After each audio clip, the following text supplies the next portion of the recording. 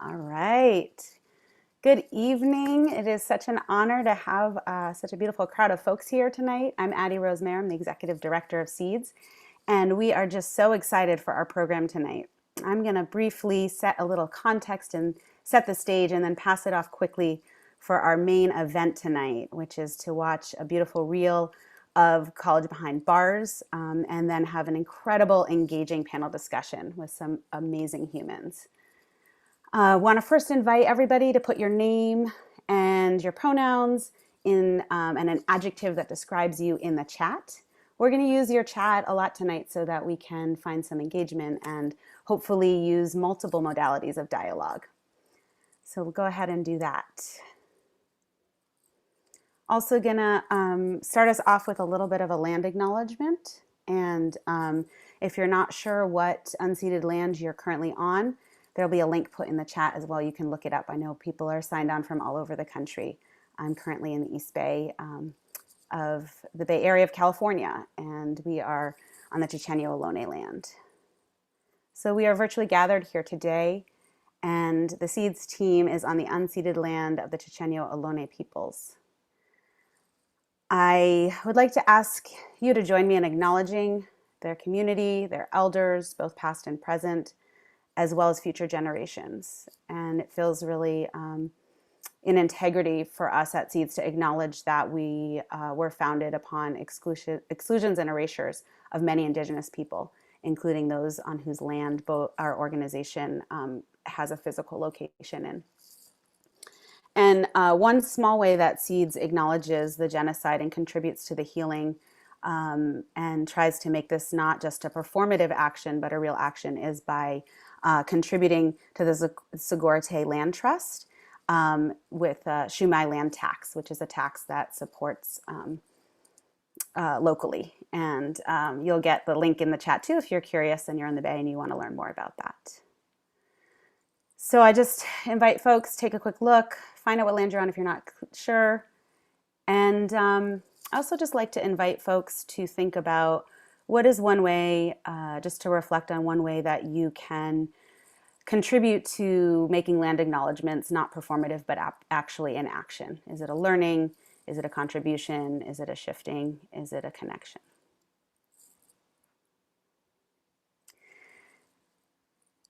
I want to also give a huge thank you to our incredible partners. We partnered for this event with Big Picture Education. Thank you to Priscilla and her team. Thank you to the donors and all of you who bought tickets to make this possible, who showed up and who have been watching the movie and engaging in dialogue and supporting the restorative justice work that Seeds does. A special thank you to Ray later, who has done a huge amount of work here, and all the board members Seeds board members who supported this, and to Seeds staff, especially Selena, who was probably on the call and did an incredible amount of work. So just deep gratitude. It takes a lot to put together a beautiful night for y'all, as everybody knows, and it feels important to celebrate all the effort and love that goes into it. So Seeds, some of you came to us because you know Seeds, and some of you came to us because of this incredible movie and the humans in it and this incredible panel we have. Seeds, I won't say a ton about us, but please visit our website. Please stay connected to us or reach out to me after or any of the staff you see so that you can get more connected if you're not already connected. We're a conflict transformation organization. We are based in the Bay Area and serve all of California, and actually through the past couple of years have started to go national. So we're around, and we really are based in bringing people together across difference, figuring out new ways of creating belonging in our world together. And we do that by leaning into conflict, celebrating conflict, and using conflict as a generative, powerful force. So we look forward to hearing more from you.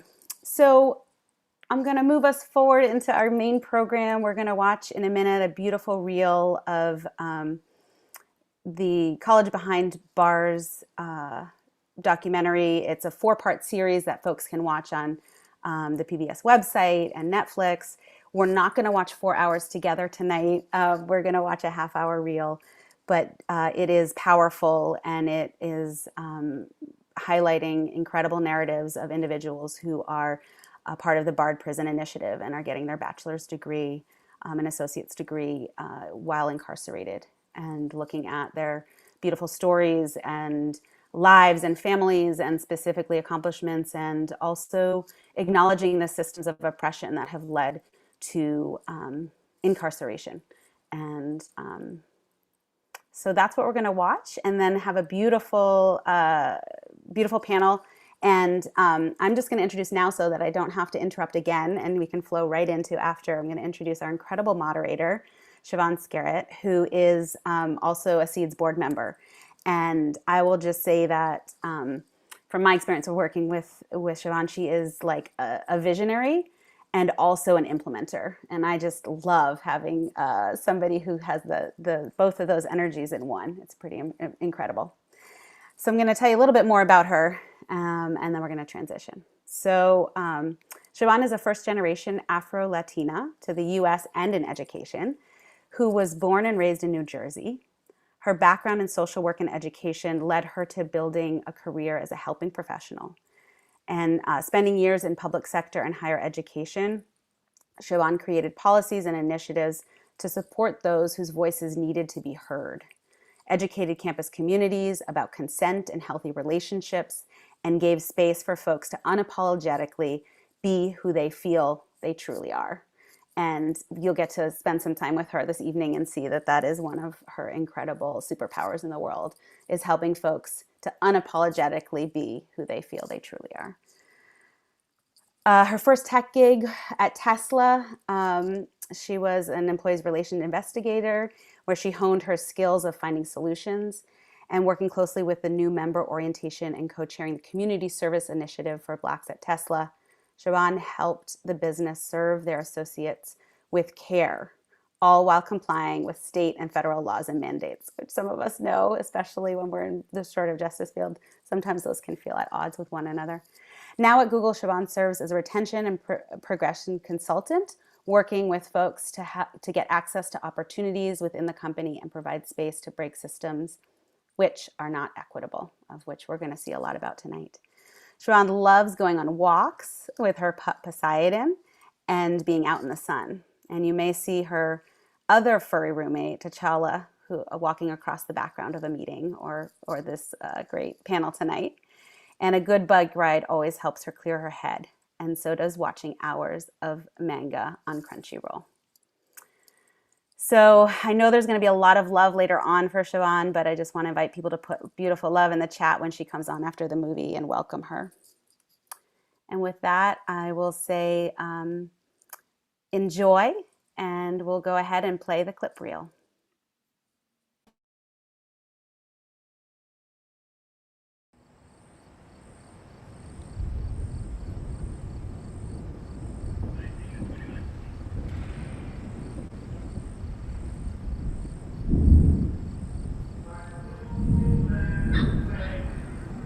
I've been incarcerated for 13 years.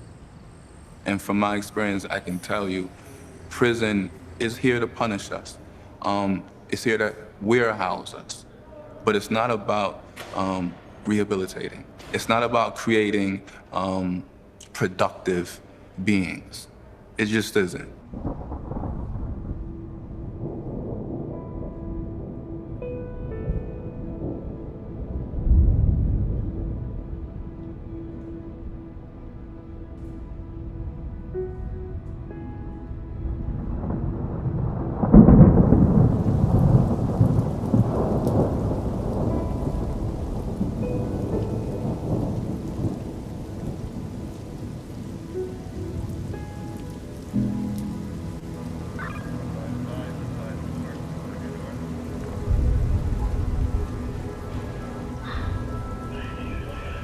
Call me Ishmael. Some years ago, never mind how long precisely, having little or no money in my purse and nothing particular that interests me on the shore, I thought I would sell about a little and see the watery part of the world. I'm taking Moby Dick. That's a really interesting class. The whole first paragraph we had to memorize. and each one of us had to recite in front of the rest of the class. You would see another guy in the class in the yard, and we would be like, hey, call me Ishmael, and he would go through it, and I would go through it, and we'd point out where we didn't match. I thought I would sail about a little and see the watery part of the world. Is the way I have of regulating the spleen and regulating the... It's the way I have of driving off the spleen and regulating the circulation. Whenever I find myself going grim about the mouth, whenever it is a damp, drizzly November in my soul, whenever I find myself involuntarily pausing before coffin warehouses and bringing up the rear of every funeral I meet, and especially whenever my hyposter gets such an upper hand of me that it requires a strong moral principle to prevent me from deliberately stepping out into the streets and methodically knocking people's hats off their heads, then I account it high time to get to sea as soon as I can. How would you feel about that?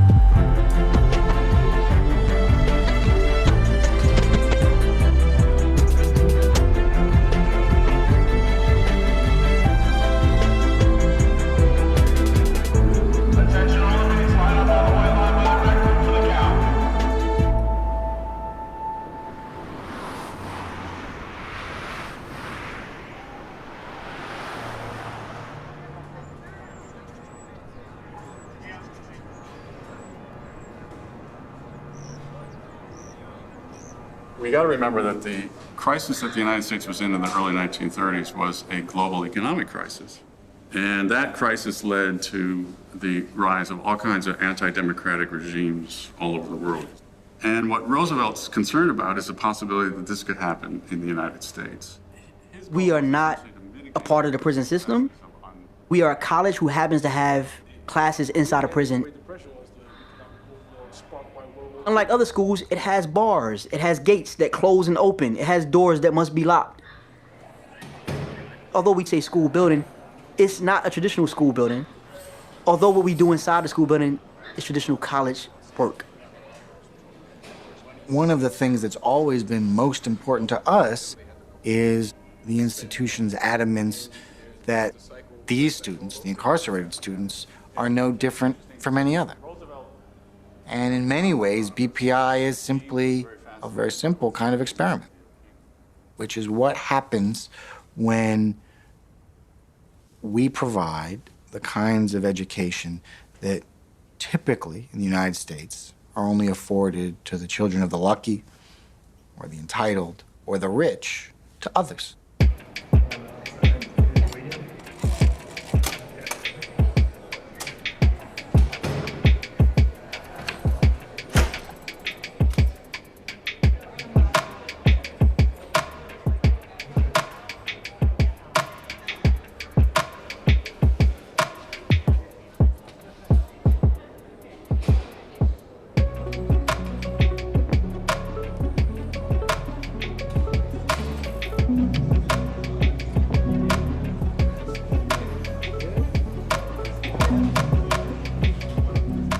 I do not get rid of any draft. So you can see there's a lot of rewrites. I spend most of my time in the school building. If I'm in the cell, more often than not, I'm either reading, writing, or sleeping. This is a cell. This is not a place that I live in.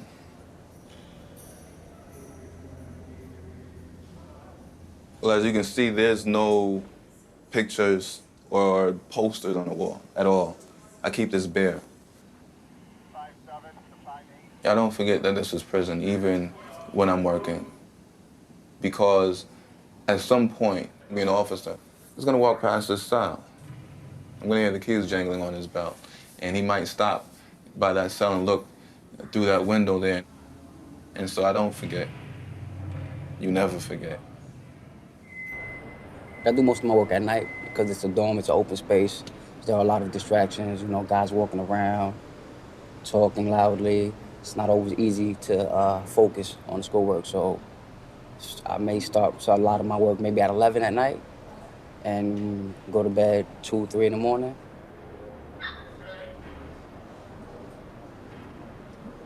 I try to be as organized as I can be in such a small space. So, you know, I utilize like little folders and things. Miscellaneous papers for every semester, for every class, for the last 5 years.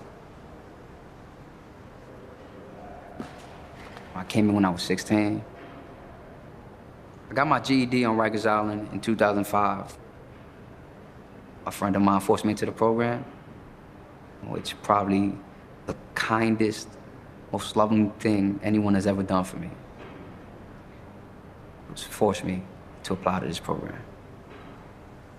Just all textbooks, math, science, and then, of course, Spanish is invading my life. So that's for the next 2.5 years, it would be Spanish, biology, math.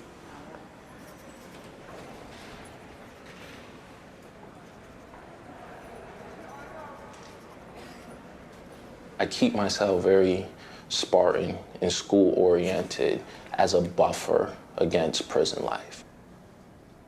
Prison can get inside of you, it's invasive, and I try to keep it out. And school is by one of the means that I keep it out.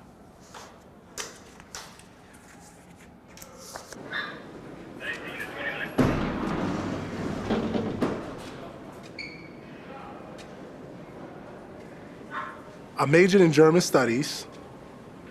The language was so hard.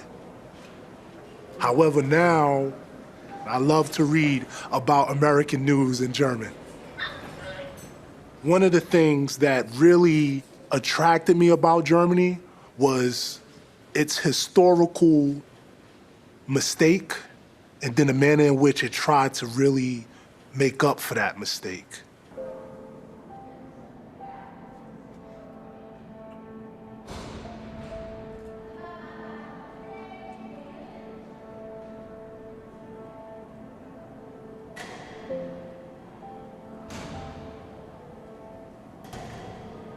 This is my cell. This is where I rest my head, get my thoughts together, do my schoolwork. You have my sink, my window. You see I don't have much of a view of much out there, but it's all right. Definitely look forward to having a different environment when I get out. Now I gotta make the most of what I have, you know?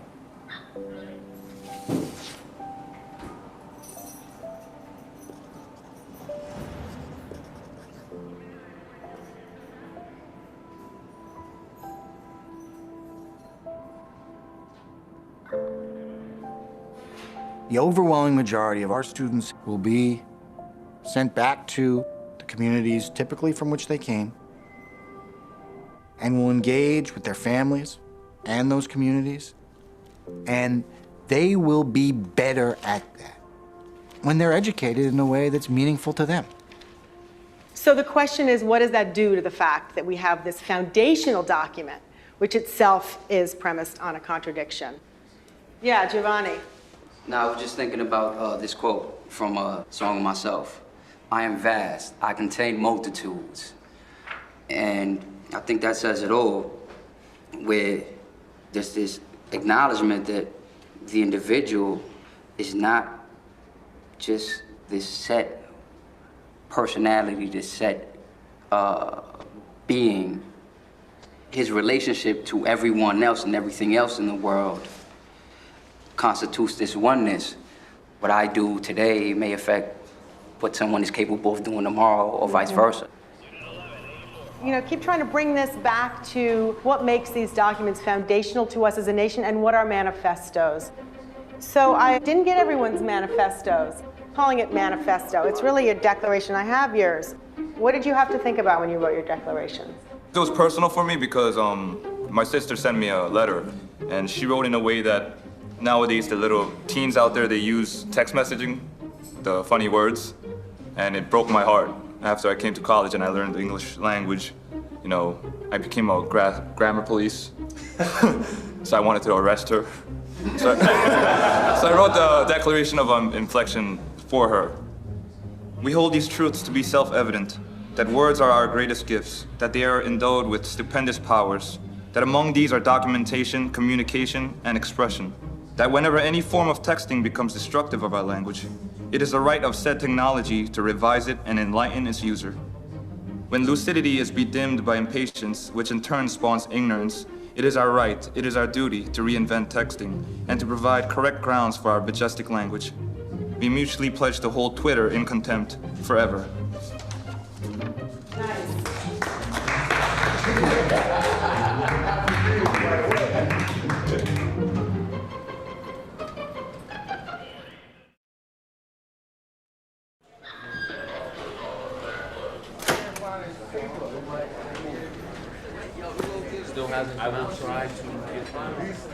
This is my third full semester.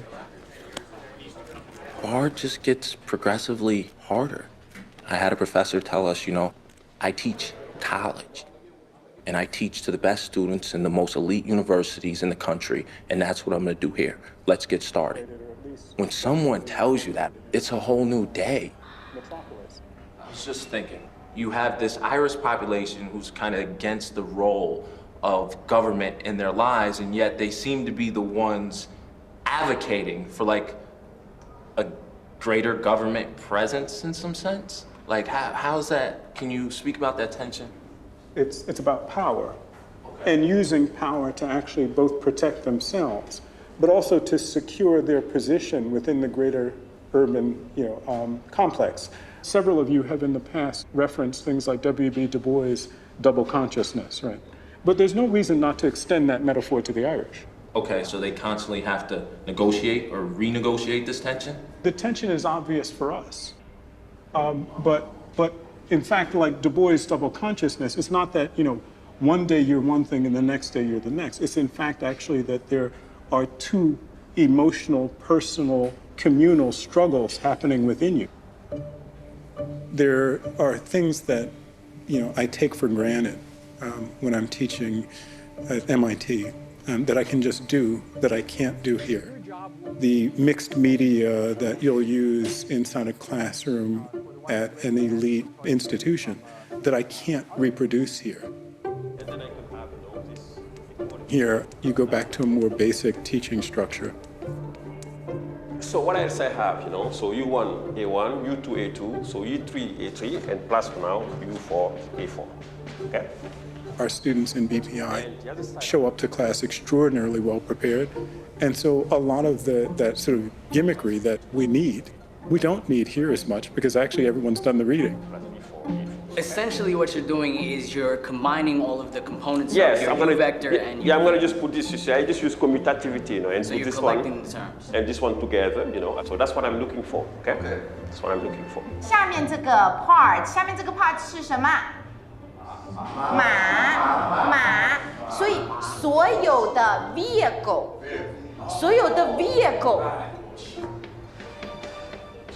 这是什么？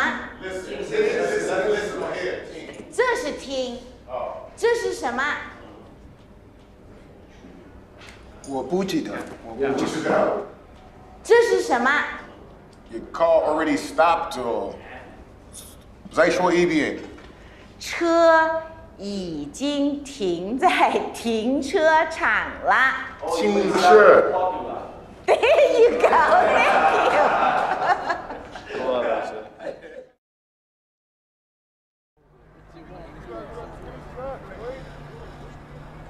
The majority of prisoners in New York State come from New York City.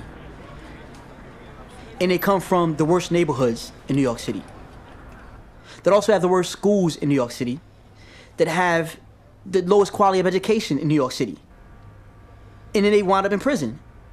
College was not something that was on their radar. Gene therapy. Let's kind of sketch out the terrain of what we're talking about here. People trying to get into BARD, they never know what it is like until they get in. We try to convince someone that this is worth doing. They say, look, you know, I don't want to be up all night. Like, look at you guys. But it's worth it. And they say, why? And you can't answer that question because it's not something you know until you get in the classroom with really, really great professors and they start teaching you how smart you are. Carla, so we're still talking about why this is such a matter of heated ethical debate.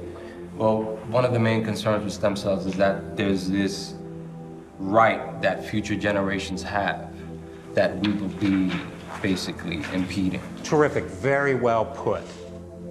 BPI was the most challenging thing I've ever undertaken academically. Before then, everything I did academically was easy. That wasn't. But as I struggled and I worked hard and I started taking my education to another level, I started kind of feeling cheated. Cheated by my early education, by my high school education. The fact that it wasn't challenging enough. 十几点去上课的，我今天9点去上课，因为可以花。There is a dual educational system in this country. One for individuals who will rule and one for everyone else. And there's something inherently wrong and short-sighted in this because it takes for granted all the potential that lies at that other level. That they never get an opportunity to meet their potential. And what's the ramification of that for American society?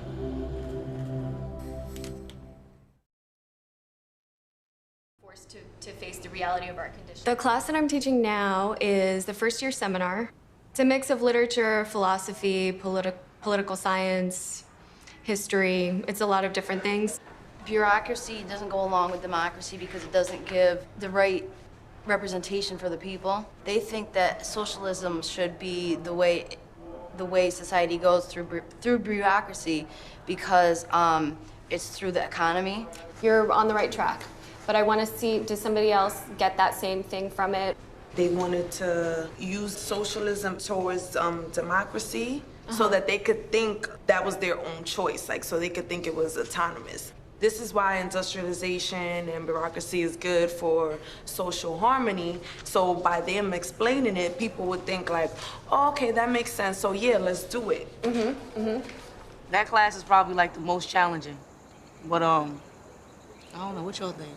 I hate it. I don't know, I got an A-/B+. No, I don't think I should use hate. Okay, I just really don't like it. This semester is definitely harder than last semester. It's a lot more material and you have to go like deeper and it's a lot more of like your own thoughts. I was still surprised because like I couldn't believe that I was capable of doing that. Like the work that they was giving us was hard. And I'm like, I did that, really? Just causes you to think, it causes you to look at the United States differently.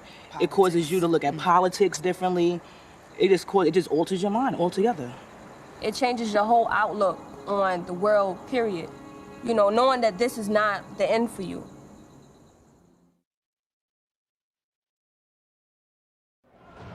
For prisoners, freedom exists in fragments.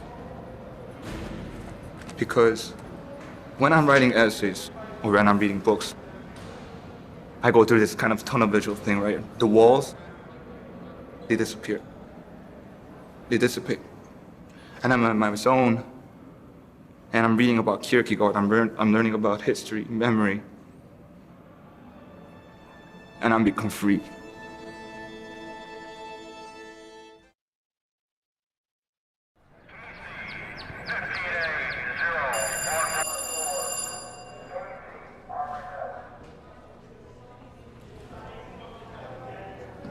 This is the final day of the project, so to speak. So we wrote the project, and now we're going in front of 3 professors and have a discussion.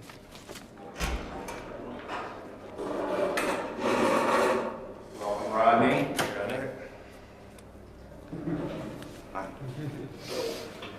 The thesis for the project is that Americans in general have used the black body as an object of rhetoric to define their identities. Black people, for example, used the suffering black bodies. They used bodies in a way to force America to see this suffering so that you can empathize with their pain. We see this not only with Emmett Till, but we see it with the Black Lives Matter movement, with Mike Brown, with Tamir Rice. There's a lot of really powerful language, the idea of messianic. That's a really deliberate choice. It's a choice you made a long time ago and you've stayed with, right? This idea of the messianic black body. Benjamin says that we shouldn't look at history as linear, one event following another and then the other events are in the past. When he says messianic, he's saying that this past is constantly being resurrected. It's constantly re-emerging. Well, when we take the black body, it's a container of all of this history of suffering and resistance. So we have a body of Mike Brown lying in the middle of the street for 4.5 hours. But for many of the African-American activists who are seeing this body in the middle of the street, they're not just seeing Mike Brown. They're seeing all of the previous acts of indignities, injustice. And it's not just their personal experiences, but the entire quote-unquote race. And I think messianic black bodies, it allows me to explain why, again, why African Americans can look at a black body and say, listen, that is all of this history and it's me. We need to draw things to a close. Step outside for just a couple minutes. Writing this project, I did feel hopeless. Seeing the body of Emmett Till, it was just very sad. And all of that, it just became so much for me. I had to push the project away at several points during the process and just take a break because it was just heavy. It was just too much for me. So this is the afterword. During the course of my research, I developed a hyper-awareness of the many, often insidious ways in which society disfigures the personhood of marginalized people. I noticed the attempt of so many to lump disparate elements into the category of blackness or some other category meant to house the unworthy. Categories such as offender or inmate. It is difficult to live, to function in one of these categories. It begins to feel like scurf that one cannot scrub clean from the body. I am a, quote, irredeemable, trapped in one of these crippling categories for the undeserving. I'm reluctant to use the word anger.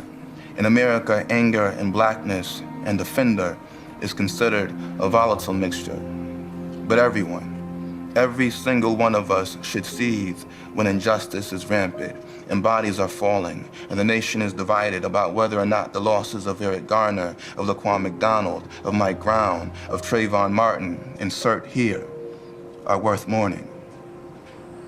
Mourning is not a question of race and bodies. It is a question of humanity. Let me say it plainly. The black body is a prison of flesh, and the truth is unforgiving. African Americans can no more relinquish their signifying black bodies than they can change the history of this nation. But they must continue to demand.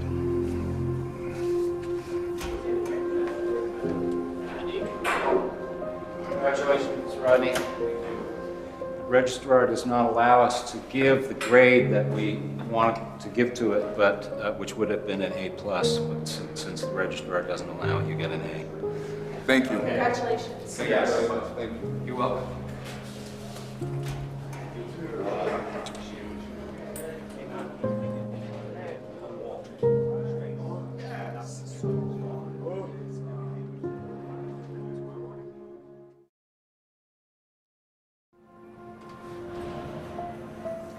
We spend so much time in America speaking about the violent criminal. I am not worthy of redemption, and part of the reason why we think this is because of the wording, violent criminal. It is not the violent act that you committed 15, 20 years ago. You are a violent criminal. There's something that is inherent about you that we must protect the rest of society away from. This person did something terrible, he should be punished for it. But he's a person. He or she is a person, and they might change. They might not be a bad person. They might not be a bad person.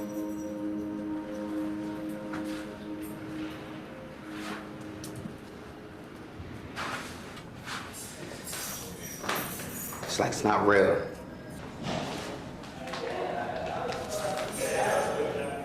I'm going home.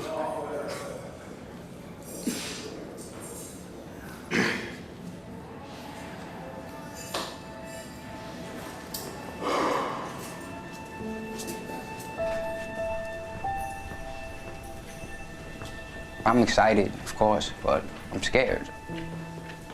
What's it gonna be like? I mean, of course it's gonna be hard, but like how hard? I haven't been home since I was 16. I was a kid. I'm gonna be 28.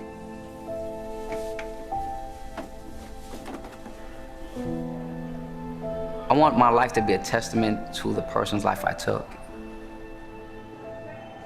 That requires working to the best of my ability and making my life itself a symbolic memorial to his.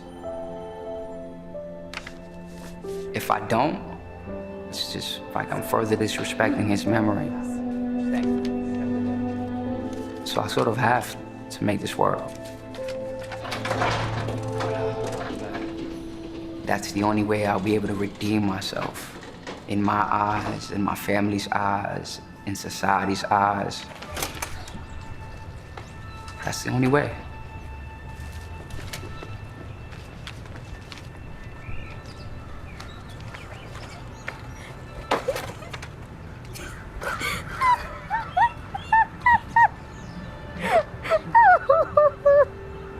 I'm so happy.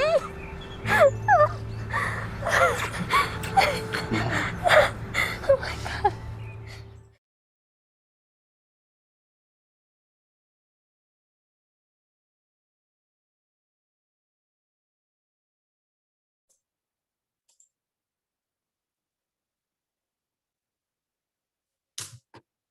Well, hello, friends. Thank you for joining us tonight. First of all, thank you, Addie Rose, for such an awesome introduction. For those who don't know me, my name is Siobhan Scarrett. I am the newest member on the SEEDS board, and I am currently serving as secretary as well. I've seen the series multiple times, and every single time I come from a place of, okay, what next? How do we help? Where do we go? And that's why I'm so excited for this conversation. I'm so excited to have Salima on here. I'm so excited to have Sebastian. I'm a little starstruck.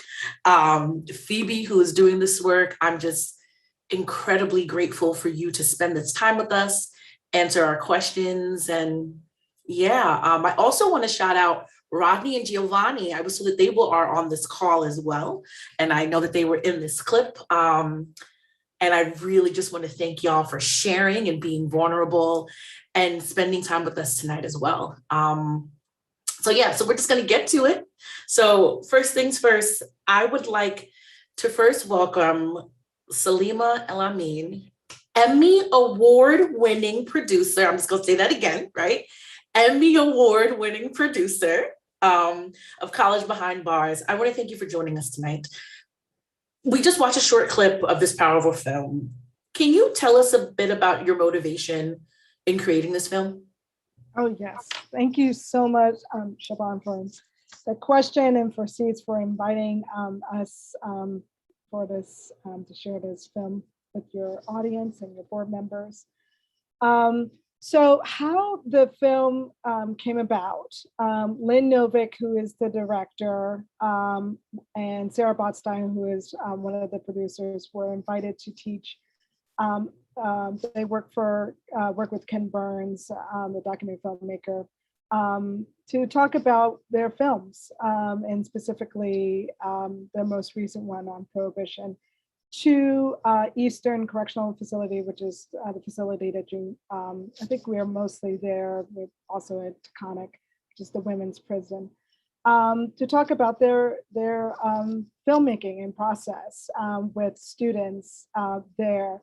And they came away just blown away by the experience they had. And they really felt like they needed to make a film about this program and about these individuals, about these students, and how it came about.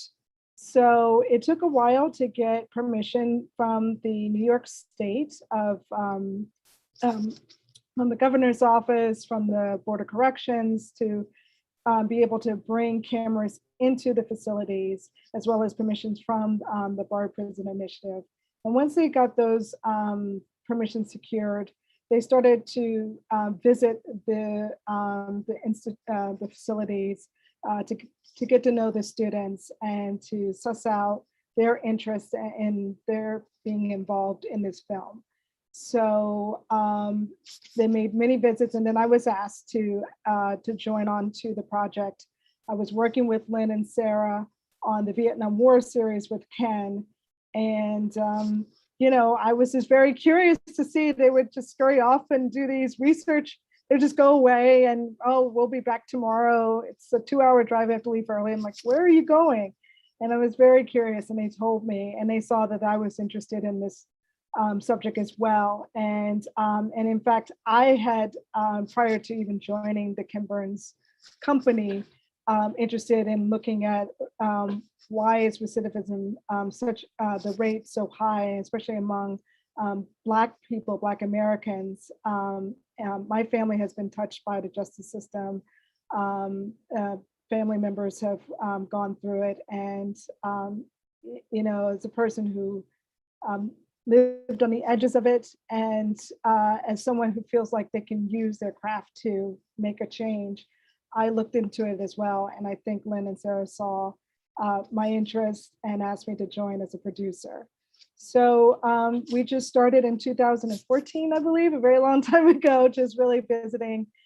We began to speak to different students, and a few kind of rose to kind of the challenge, and we're willing to open up their lives to us and allow us to follow them with our cameras into the classrooms, into their, you know, where they were sleeping, into the cells, and on family visits as well. And over, I guess, the course of 4 years, we were able to film a couple hundred hours of film, and we're able to piece together this series.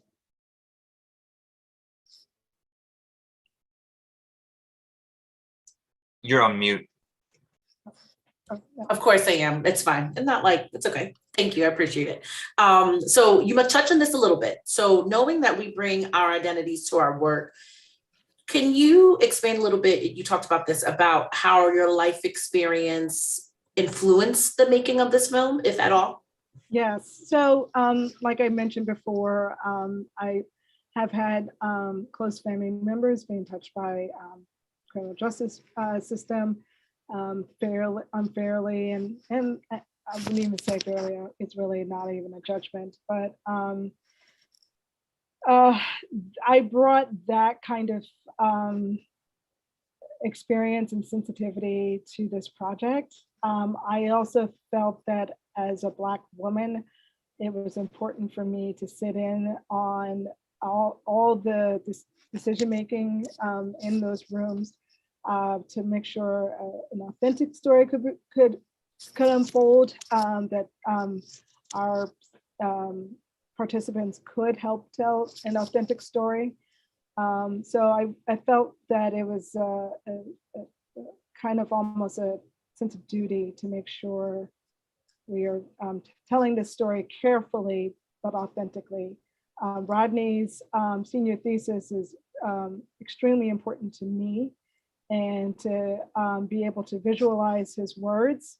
You know, we worked with the editor and our graphics designer to make sure that this is,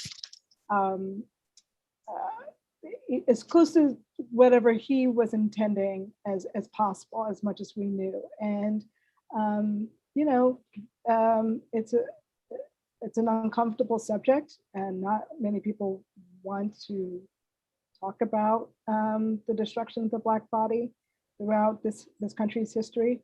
And but you know, I think we were able to help push forward the telling of all these stories in an authentic way, and that was really my purpose. So I came with that as a Black woman raised in this country for 40 some odd years, and knowing that we needed to change the narrative, and because I lived it. I love that. Some of the I think you know this, we did some like prior viewing so people could see the film ahead of time, and that was part of the bigger conversation that we were having about the narrative. I don't want to spoil it for folks who don't see it, but after the event with Harvard, like how the narrative was still just real interesting, right? And I will tell you that in watching this, the authenticity and the intentionality behind what you all brought through was just so evident. And every time I watch it, I'm like, you watched it last week. You've seen this. Why are you still so into this? Because it's a reminder of like, this is a true labor of love, right? And a true labor of the storytelling and the understanding and the pain and the healing that comes with it. And I will tell you that truly it was like a blessing of like, okay, so now that we know this information, where do we go with this? How do we go with this? How do we get the needle moving to that next spot? So I am just so grateful for the work that y'all have done with this movie. Thank you.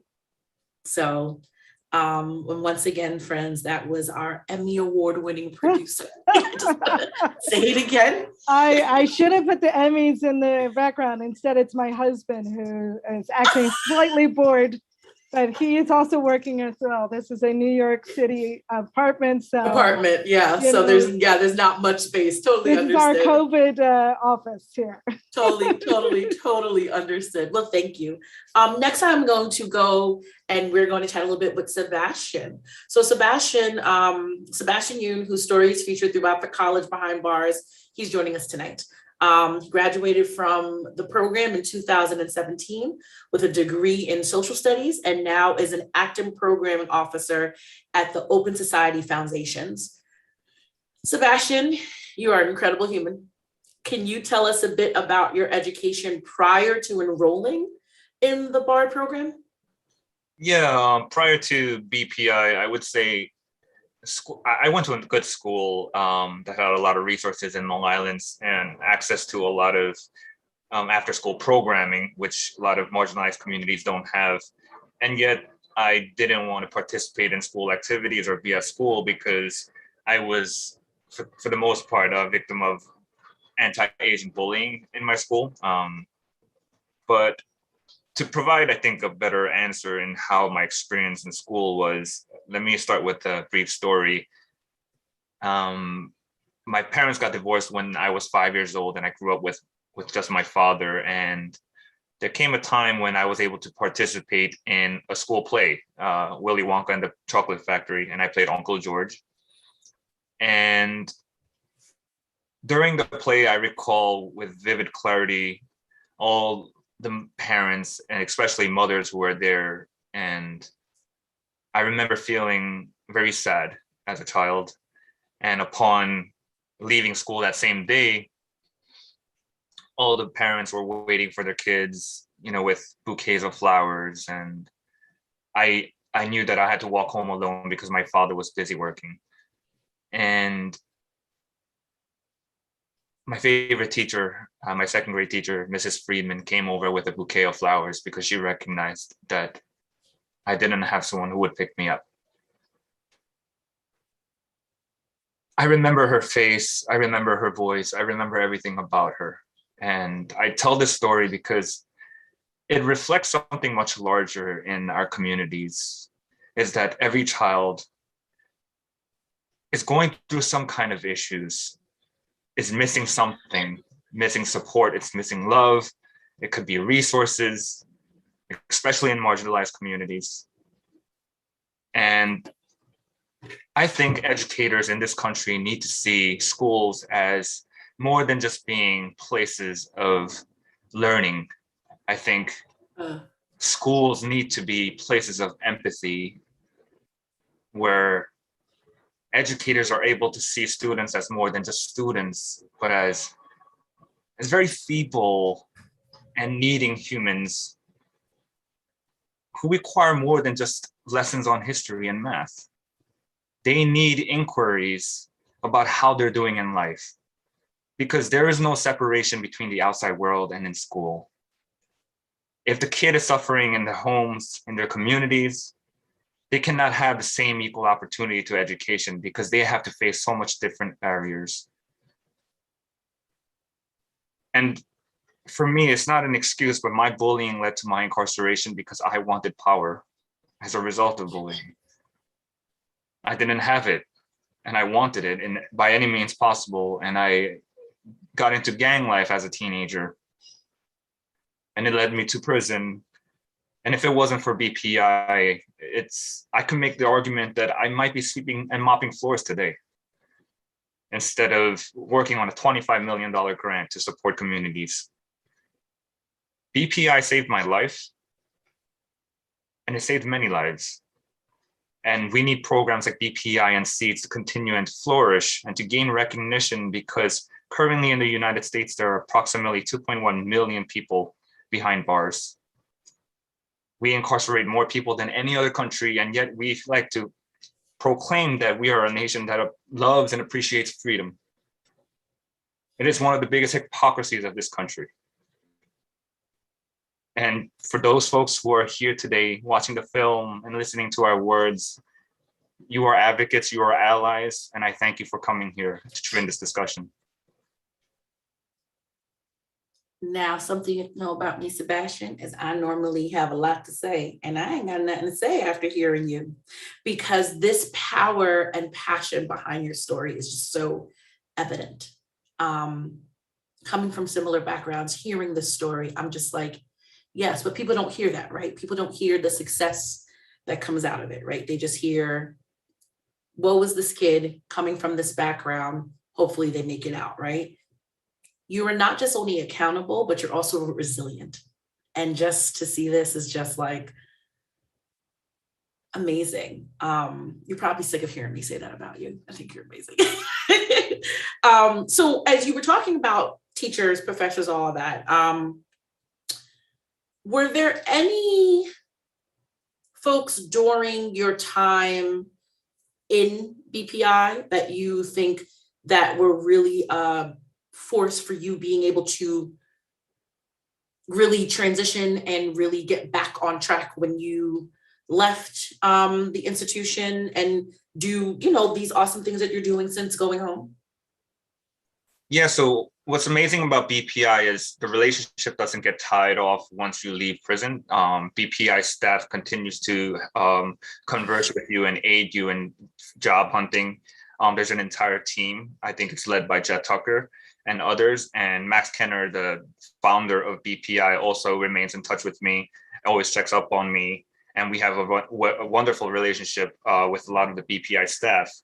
And I have to say that in shaping my resume, which is really difficult to do when you got nothing to show for in terms of work experience, it's really hard. And BPI staff will encourage you to own up to it. And don't be afraid to say, you were incarcerated. That's something we can't hide.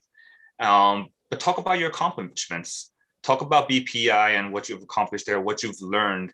And I think the employers will be able to see your willingness and the degree to which you can speak on your own behalf and give you an opportunity. And I have to say, I was really fortunate when I got accepted for my first job application at the Open Society Foundations, which is the second biggest philanthropic organization in the world. And to say that I'm a formerly incarcerated individual, it would have been impossible without the education that I received with BPI. That's amazing. I really thank you for sharing that.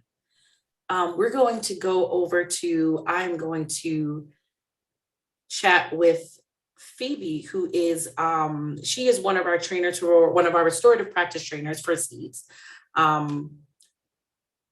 I'm really excited that Phoebe is here, knowing her background and all the things that she brings to the table prior to working with SEEDS. And I would like you to share with our audience first, what exactly does a restorative practitioner do? Thank you, Siobhan, for having me. And thank you, Salima and Sebastian, for sharing space with me this evening on this panel. Both of your insights and perspectives have spoken to me, and I like see how I fit into the puzzle here in this conversation. As a restorative practices practitioner, particularly in schools is where I practice.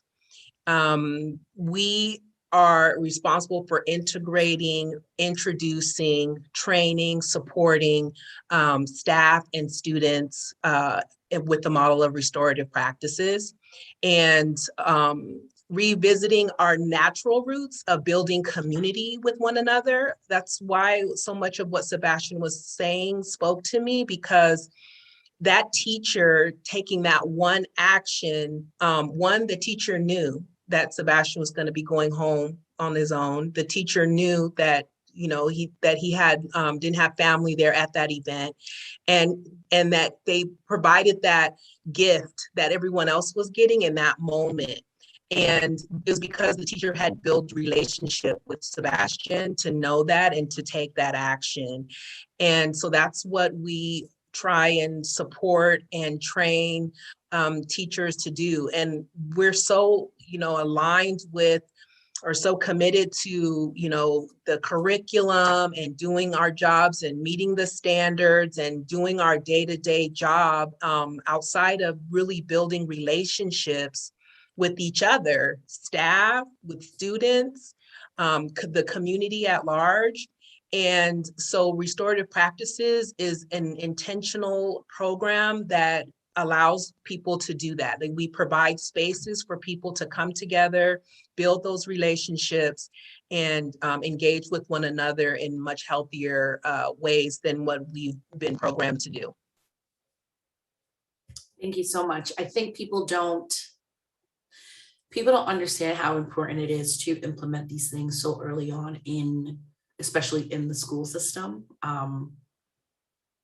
And you and I have had this conversation a few times, you know, having done the student behavior work in the colleges, having been a social worker, I just look back and I didn't realize that these were the things that we should have been implementing in the beginning to give these kids a chance, right? And now that it is here, we're not just trying to make it buzzwords, right? It's just not the new thing. We're trying to really implement and get these practices into the system as a way of, like, the way that these folks are well human from here on in, right? We want this to be a part of their daily practices and the way that they interact with other humans, and, you know, realize that discourse and conflict is not a bad thing.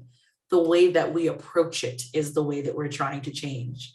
And that is really what is important. So I'm just grateful for the work that you are doing, and, you know, the lessons I'm learning when I watch you all, because it is just so inspiring to see that it can be done, and but it really takes a village to figure out how to get it done. So Salima, the film depicts a beautiful program. This is beautiful, it's wonderful. In what ways does this program, could it perpetuate white privilege and the patriarchal system? And what do you think would make it more culturally relevant? So, you know, that is a good question, because I will say, as filmmakers, we put a frame on, you know, everything. We put a frame on our subjects, we put a frame on the program itself. So I'm assuming you're referring to the classical, the attention on the classical studies. And, okay, when you say white, I think, okay, we're talking about the classics. You know, so in defense of the program, although I don't, you know, they don't pay me to do it. they do have other classes that we did not follow. Got it. We followed the individuals and what they decided to, and their human stories, because part of the, as filmmakers, we, and especially as advocates too of a particular issue, we want to humanize, we want to bring folks in and to tell a whole story. And by doing that, we tell a narrative arc, and we're following Sebastian and Gio and Rodney through their journey and through the courses they selected. So, but so yes, there. But indeed, I think you know, obviously, it would be great if there were more classes that BPI could offer that reflected some of the communities from which these individuals came from, in order to, you know, take a whack at the white power structure that still exists in this country. And I think BPI acknowledges that. You know, Bard, BPI is part of the Bard College. And so they are bringing courses that are taught on Bard campus into the prison. So they have the rigor, they have the actual professors, they're teaching the same programs. And so I would then maybe, and Bard College has an amazing roster of classes and courses. So hopefully they'll be able to continue to build out. But, you know, the second part of your question, what would make it more culturally relevant? I think that is, you know, what really impresses me, and actually reminds me of my own undergrad experience at Rutgers, but I got to choose to do a senior project, as opposed to, in order to graduate, you have to do a senior project. And what I love about BPI is the opportunity to say, okay, you teach us now. All right, we've given you these courses. Now you turn around and you tell us something about something that you find interesting. And that's where you see Rodney's paper, you see Sebastian's amazing project, where it goes so deep into you know, cultural history that touched their hearts. And I think that is something that should be replicated. I mean, that's a liberal arts education in a way. If you went to Rutgers, is not a liberal arts school, but inside certain pockets, there are liberal arts practices. And so it reminded me of my own senior project. I then was able to, my project way back when was African-American mortuary practices, because during that time, the African burial ground in Lower Manhattan had just been discovered. And after doing all this colonial archaeology that I had to study, I said, okay, now it's my turn to teach you something and about this culture, about this society. And so I think that's what they're doing right. But I'm sure, I think everyone on this stream probably has some good suggestions on how to make it better, and I welcome those. Please send those suggestions to BPI and to other programs as well. You know, if you have a community, you know, you live in a community that does this kind of work, make your voice heard. No, absolutely. So we were honored to meet Brandon Brown, who is a part of a program, I want to say Maine, if I'm correct. And one of the things that I do remember, and he actually put it in the chat to clear it up today, he told us last week, is that the BPI program is pretty unique, that they allow their students to pursue degrees, right, that they're interested in and what they're passionate about, whereas some programs only offer like a set curriculum. So I feel like, yes, we only saw part of that. I even heard a little bit of them comparing, I think it was W.E. Du Bois to some of the narrative. And I was like, oh, so y'all are reading some other things. And I was like, okay, all right, I see. So, you know, not knowing, like you're right, we only saw, what, 4 hours of hundreds of hours that you all were able to get. Right, and also follow those individuals. So I blame them, you know. But But you know, I will also say too, I mean, again, this is what's so amazing about BPI and all other programs like this. It was the students who said to BPI, you need to bring in, we need more math. You know, okay, you guys go only up to Calc 2. We're beyond that. You bring that in. We need X, we need Chinese, we need, you know, and so that is the community driving the program from the ground up, that kind of grassroots. And so, you know, Sebastian obviously can talk more about that, but, and, you know, some old heads who are in the YouTube stream can also, you know, fill that in, but, which I think is really fantastic and something that, you know, brick and mortar colleges should look to and emulate, to be honest. You know, students should be the drivers of these institutions because the students are very diverse, and that's how you can, you know, diversify your curriculum that way as well. Absolutely, they are stakeholders in their own education, and that is really that's what liberal arts education should be.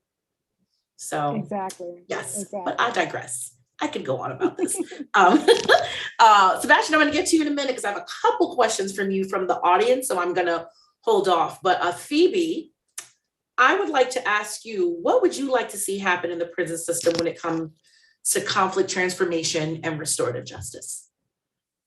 Yeah, so we talked about this a little bit before earlier in the week. And I said, let's keep the question because it really points to the point, which is that if we have programs like restorative practices and people, like you were mentioning earlier, that it's sort of like buzzword, buzz phrase type things, like this is the model that we do versus this is a way of being that we are. This is how we are choosing to engage with one another, is at the root of restorative practices as we're building relationships with each other. And so if that happens, I assert that, you know, there wouldn't be as much incarceration. There would be a decrease in incarceration if these types of relationships are built and this culture is sustained in our communities in general, right? So I'd like to see the school to prison pipeline interrupted,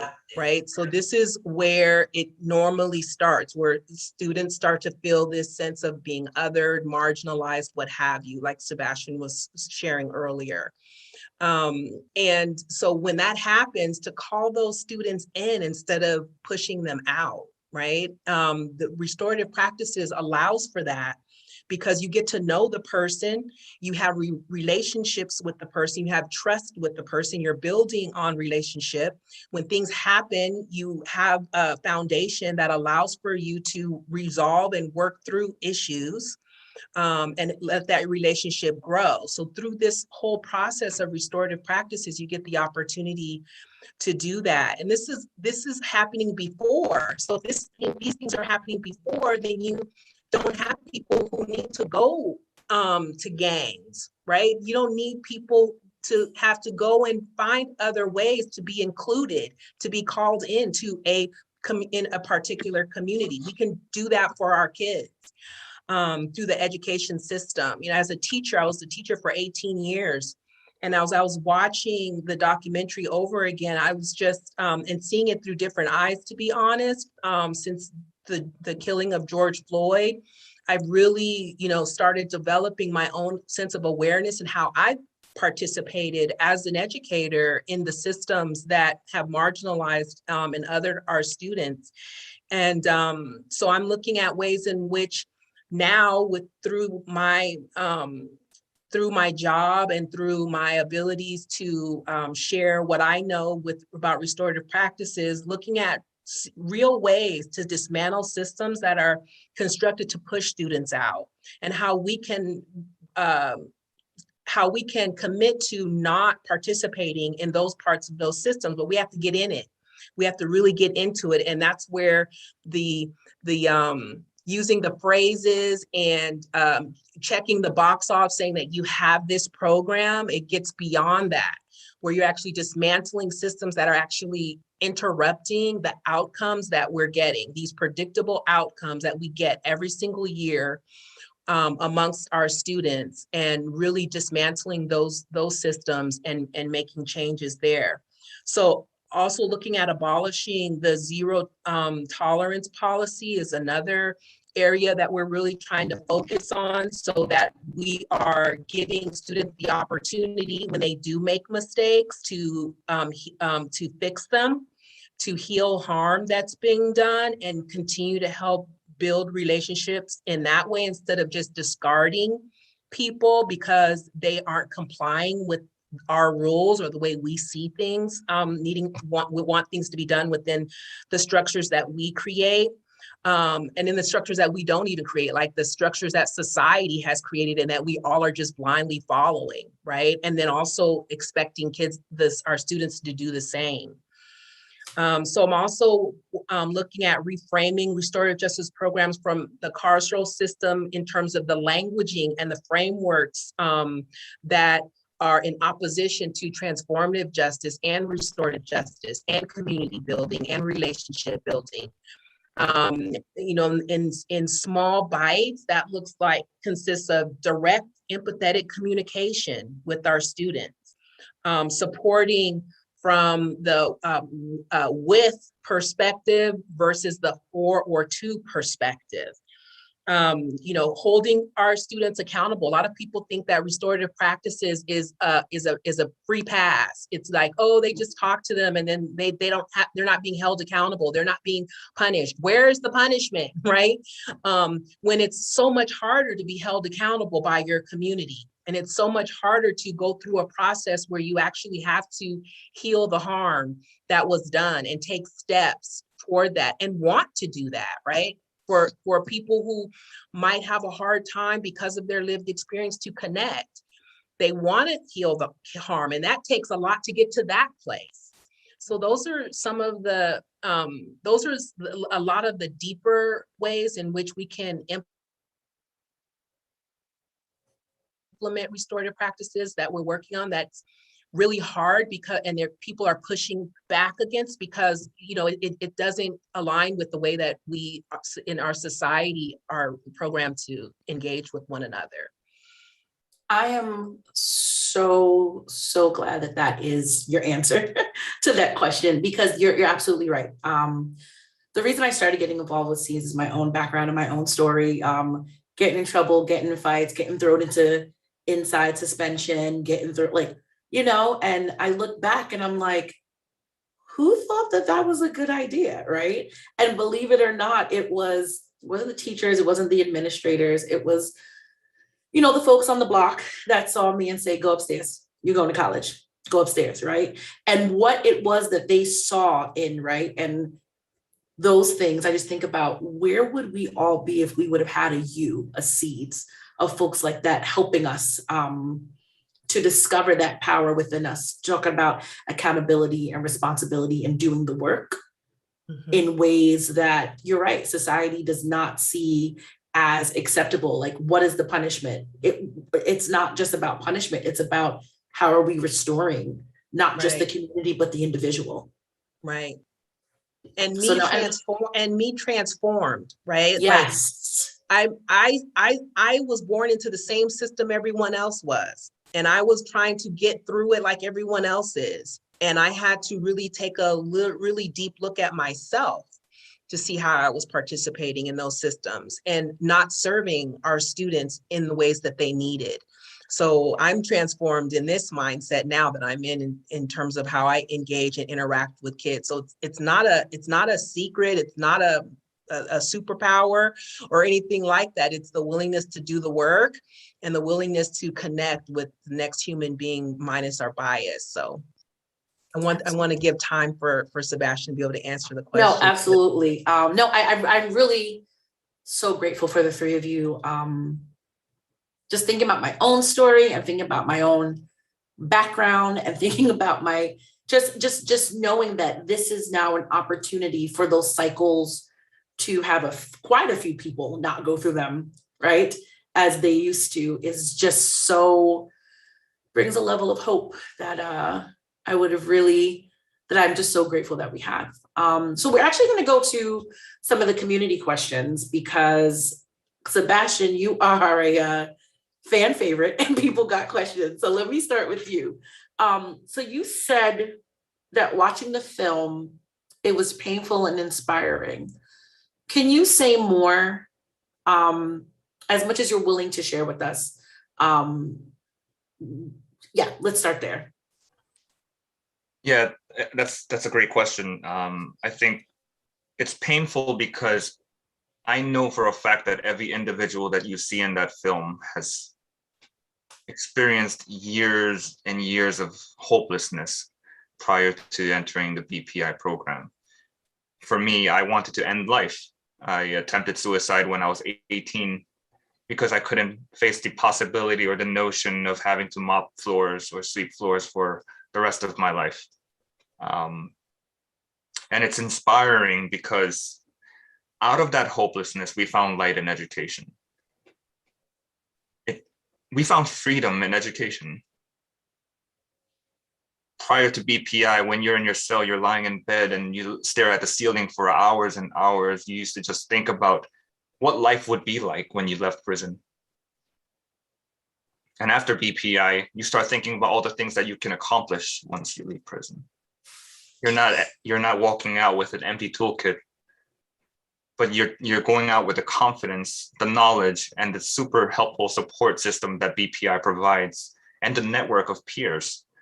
Right now, the alumni community is so strong. I mean, I got my first job with the help of an alumni, and we're a family. Just real quick, my favorite class was called Cosmopolitanism, and it was taught by Professor Bill Dixon. And we wrestled with the idea of seeing the world as a singular community. So national lines and international borders, they didn't matter. We saw people, as part of a community. And I think that's the key word in how we perceived classrooms. So when professors came in, and even Salima and the documentary team, whenever they came in, they were outside people who came in and saw us as individuals, as people who deserve second chances. They didn't judge us like the outside society who watched a couple of documentaries or Hollywood movies, and they were under the assumption that every person behind bars is irrational and violent and undeserving of second chances. Right. They saw us as human beings, and they called us by our first names, not numbers. I was 0880068. They never referred to me as those numbers. And let me tell you, just in calling someone by their first name, there's a power when you're in such a dark place, and it gives you so much hope. And we came home, and the biggest regret that I have is that we couldn't see more people enter the BPI program. Because of budgets, we can't accept, past a certain number of people. And every year per prison, 300 people signed up to take these to enter Bar Prison Initiative, and only 15 per prison approximately got in per year. And there are people who tried out for 10 years straight. And once they get in, it's the greatest achievement of their lives, and we make sure that they know that what they accomplished is something amazing, and we support each other. And this idea of community is super important, because I think even out here, we lose sight of what community means. We throw that word around, even among philanthropies. We say community this, community that, and yet we never have a conversation with those people who live in those communities. Absolutely, we are creating the narrative for them. Exactly. So if you're really up to creating community, get on the ground and have conversations with people who suffered from marginalization, who doesn't know the same freedom that you do, who doesn't have the same equal rights as you do. And open your mind and take time to listen to what they have to say. And perhaps you might want to make the change that many of us are fighting for.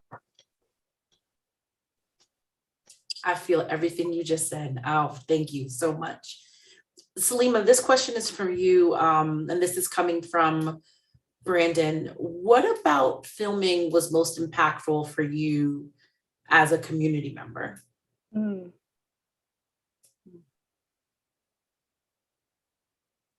you know, it was transformative for me too. I mean, Sebastian talks about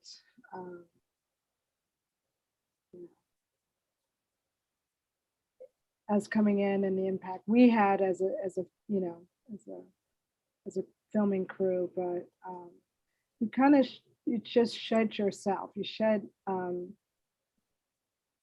you know, anything that's happening in your life, in the outside world, and you felt committed to the cause, to their community. You were cheering them on as we were cheering you guys on as we were filming it. We were just in awe, really, of the strength and power of you know, these individuals. It's just, you know, I've never met anybody, you know, like some of the individuals I got to know, and it's changed me. And it reaffirmed, you know, it reaffirmed what I felt all along, in a way, that we as a society have done a terrible wrong, and we have to correct it. It is truly tragic. So that's how it really impacted me, and among other things. But I just want to say too, really briefly, that I am so inspired by this. You guys, Phoebe, I kept wanting to snap and say, "Amen, lady." I mean, God, we need you in my son's school right now, New York City public schools. You know, we're fighting a good fight, but it's just, you are an inspiration. And Siobhan, you telling your truth and story, I mean, it's just, I really feel like I should not be on this panel, and I want you guys to just speak, because you guys are doing the work. We need you, Emmy Award-winning Black woman. Yeah, I need you on here too. Yes. No, but we need you guys are doing the work, and we get to just, you know, sit back and be inspired and awe of your work. So thank you so much. And it is an honor to sit here, because you using your talents and your team using those talents to be able to share those narratives, and, you know, like the stories that aren't being able to tell, right? Or even just thinking about me, it wasn't maybe until like 4 or 5 years ago that I didn't have shame in telling my story, right? Of like, I don't need another stigma on me as a Black woman, right? But then saying, someone needs to hear this. Someone needs to hear that I made it through 2 degrees. I'm going to a next one. I'm working in corporate, all because of the village that was behind me. The people like the Phoebes that stood behind me. As Sebastian was talking about his 2nd grade teacher, I remember my 2nd grade teacher, Mrs. Kelly, being like, "Come here, you sing, come do something else but fight these girls." And I was like, okay, right? And that was just such a pivotal moment in my life that I didn't realize that that was going to make such a difference in the way that my trajectory was going to go.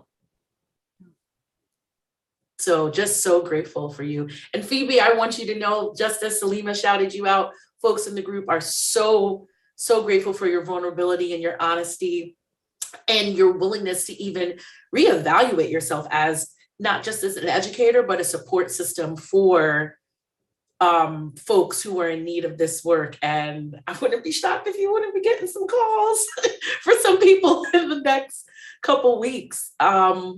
So yeah, I actually have a question. I don't know who can answer this. I wanted to know, so we're in the middle of COVID. Has that impacted the way that the program has been able to run? I don't know if Sebastian or Phoebe have any answers to that. You mean BARD or? Yes, BARD. Yeah, the BARD okay. program. Yeah. I mean, I can do kind of the 30,000 foot answer. I know that they were not allowed to go back into the prisons, the teachers and the program, but they were able to continue with holding courses through correspondence. So, you know, back in the old days, that's how they used to do it. So bringing in, getting books shipped in packets and that kind of thing. So that was happening all last year. And now I understand they just were allowed to go back in this semester. So that's a really good thing because as you can see from the film, there's nothing like in-person teaching. So yes, they are back in, thank God. And yeah, very excited. Please follow them on, maybe I can put it in the chat, their Twitter feed, and you can find out more information how the program is doing. Oh, we love a good social media follow. Absolutely. Sebastian, and I'm going a little off script here, so I'm gonna let you know. What would you like to leave us with? You have said some powerful things. You have reminded us about our accountability, our responsibility, our duty, and the support that we should be providing. What would you like to leave us with on this call that if no one heard anything else, what was the one thing that you think they should hear and follow through with after leaving this call tonight? I brought this number up before, but to say it again, there are 2.1 million individuals who are behind walls today. And what's unfortunate about the conversation surrounding the incarceral system in the United States is that it's periodic. It becomes a sexy topic and it's all over the news and it's quickly forgotten, just like the people who's behind the walls. 2.1 million people. They are fathers, they are mothers, they are brothers, they are sisters, and they are people's children. And people need to understand that incarceration doesn't just affect the people who are incarcerated. If you look at communities, especially the ones that are marginalized, many have single parents. Many of their parents are in prison. I had a single parent, and it creates need among children, and children make very bad choices when they don't have a strong support system.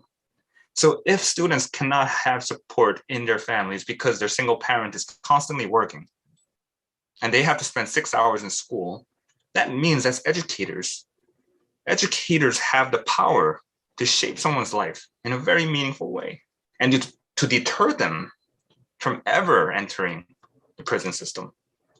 Educators have so much power and potential. I think they need to see themselves as bigger figures than they are. I think they are the unsung heroes of this nation, honestly, because their work goes beyond math, beyond history. And if you can make it a curriculum to just listen to your students, just listen, and even say hello, to recognize them, you can save their lives. I mean, it's a very simple concept. But when my teacher, Mrs. Friedman, came to me with a bouquet of flowers, I didn't have it in me to express my gratitude. I was in second grade. I wish that I could find her one day and give her the proper gratitude. I want to hug her so hard and say, that gesture, I remember for the rest of my life. And in dark times, I remembered your face. And I truly hope that every student, every child can go through that kind of experience where they can look at a teacher and say, you gave me life. And it could start with a hello and just showing compassion and empathy. Yeah. Oh, I am just on a call with some amazing humans and I don't know how to keep myself together. I'm also a Cancer, so I'm emotional. Yes, there's nothing else to add to that. Thank you. You're absolutely right. I think we're gonna end it here, right? I think so many amazing things have been said and have been put out. I am honored that Seeds chose me to be the one to facilitate this with you all. I am honored that you all got on this call with us and shared with our community. And now y'all are stuck with us. So, you know, we're gonna try to do some things in the world together. And I'm just so grateful for this connection and the village and the tribe that we have now built with not just addressing the issue, but figuring out how to follow through with giving humans what they deserve, the hope. So thank you all so much. I am now going to turn it over, I'm pretty sure, to one of our other board members. I think it's one of our co-presidents, if I'm correct. Yeah, I'm going to jump in. So Ray Later, I have the pleasure of serving as co-president for the Seeds Board of Directors. And I'm so excited that we were able to have this event tonight and spend this time with all of you. I hope serving as co-president for the Seeds Board of Directors. And I'm so excited that we were able to have this event tonight and spend this time with all of you. Anyways, there's going to be an echo here for a moment. Please follow up, continue. We're going to send out lots of information, stay engaged. Please lean deeply into this topic. There's so much that it is able to be done, and we can use your help in that. This dialogue is the start. It'll continue. There'll be more. If you want to engage more with us, we're happy to do that. As we move forward and continue, your support is there. We send out huge thanks again to our partners in tonight's event and making this a possibility, to the staff who put the time in, to everyone who gave of their energy and their soul and bared their emotion here. How often do you get to come spend time and know that you've witnessed beauty and witnessed the realness in people bringing their full selves? So with that, we thank you. Resources are there. If there are questions we missed, we will send follow-ups. Continue to engage, continue to be there. Go check out our link at www.seedscrc.org/donate to be able to give more to the programs that we do in the Bay Area and that are growing beyond. Thank you and have a great night.